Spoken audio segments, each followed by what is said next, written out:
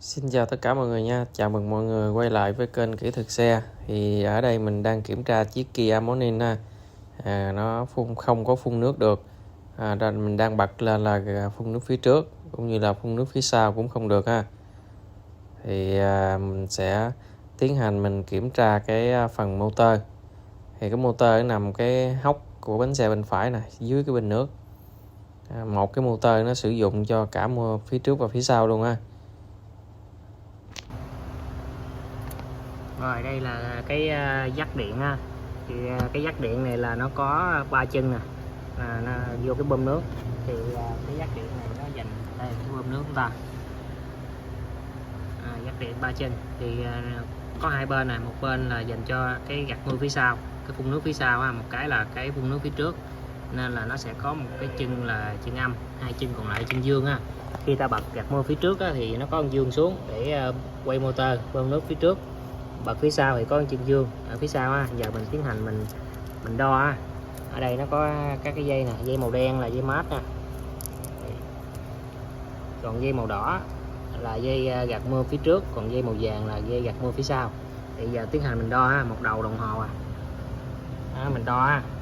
Rồi đầu còn lại mình sẽ đo cái phần gạt mưa dây màu đỏ nè.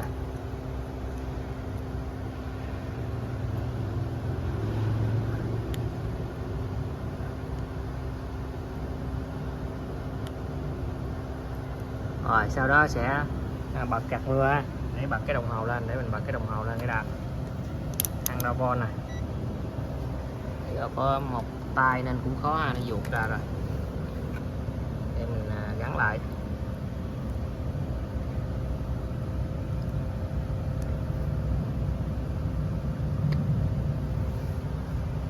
Rồi dây màu đỏ,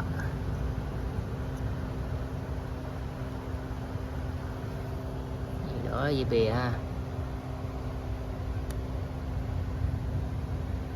Rồi bật gạt mưa phía trước thì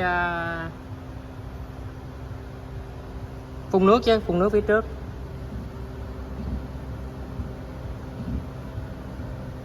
Chưa ăn quá, chứ từ từ đợi xíu để rồi ha. Đây rồi bật tắt đi đó. Gạt mưa phía trước ha, tức là phần điện xuống ok. Tương tự vậy, kiểm cái gạt mưa phía sau cũng tương tự nha. Thì đo một chân là chân mát, một chân là chân đen nè, đó chân màu vàng cũng tương tự vậy thì ok luôn. Thì suy ra là cái motor này bị lỗi ha. Thì tiến hành là thay thế cái motor này.